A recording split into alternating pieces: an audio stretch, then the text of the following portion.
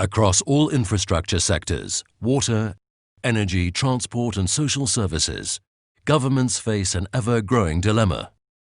Traditional public procurement falls short of bridging the gap between available public finances and infrastructure development needs, both in advanced and developing countries.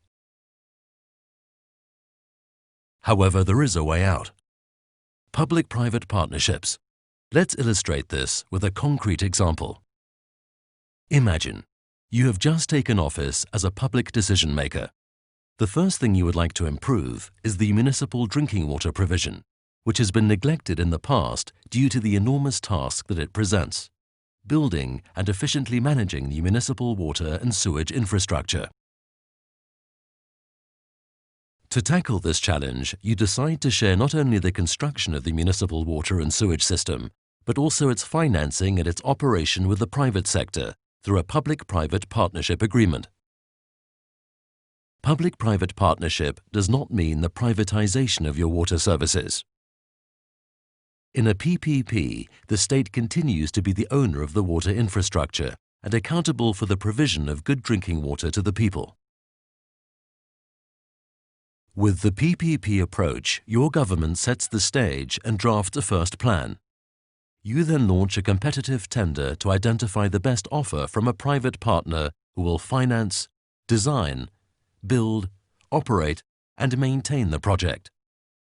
Your private partner recovers his initial investment through service fees paid by the government or by the users directly. Your role is to supervise the public service provision in the best interest of your citizens. The public-private partnership approach lets you plan your project over its entire life cycle, optimizing the use of available resources.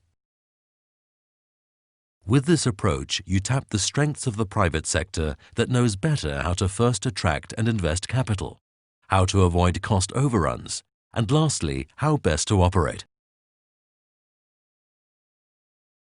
Finally, public-private partnership allocates specific risks to the partner that's in a better position to manage them, and these are tailored to the individual project. You, as the public actor, are best suited to control such risks as permits, legal frameworks, and changes in jurisdiction and regulation. The private sector mitigates best risks related to design, cost-efficient investment, operation, and technology.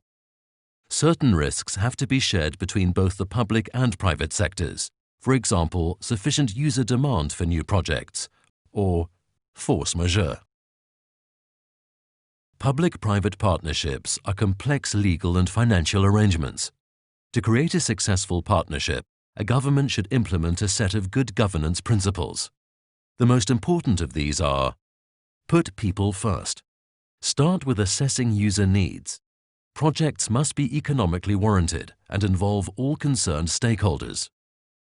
A competent and stable government partner is required to build administrative capacity for effectively negotiating and managing long-term collaborations with the private sector, to put in place adequate legal frameworks and regulations, and ensure transparent procurement policies.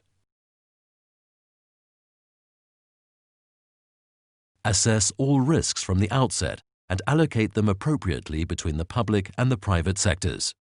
Don't forget to mitigate any substantial risk to the environment. Public-private partnership can be compared to a football game, where the government sets the rules and acts as referee to ensure their compliance. Those in the private sector are then able to compete against each other on the football field, for the benefit of the spectators. The game ends with the expiry of the PPP contract and the handing over of the public service back into your hands. If your citizens were satisfied with the game, why not continue and organize the next tournament with fresh players?